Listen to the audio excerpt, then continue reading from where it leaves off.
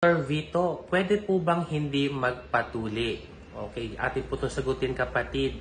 Alam nyo po, meron po isang commandment po sa Bible po na binigay po kay Abraham sa Genesis 17 verse 10 na ito po ay isang tipan para po tayo ay malinis din po, no?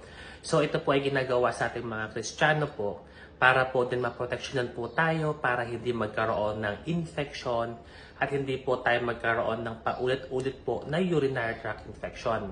Pero for some countries and religion po na hindi naman po ito required, maaari naman po ito dahil ating po nirespeto po ang mga cultural practices. As long as ito po ay ginagamit lamang sa isang single partnership, walang multiple partnership. At the same time, nagpa-practice po tayo ng healthy hygiene, paglilinis po ng ating are para po sa ganon hindi po tayo makahawa ng infection at tayo po ay maging healthy.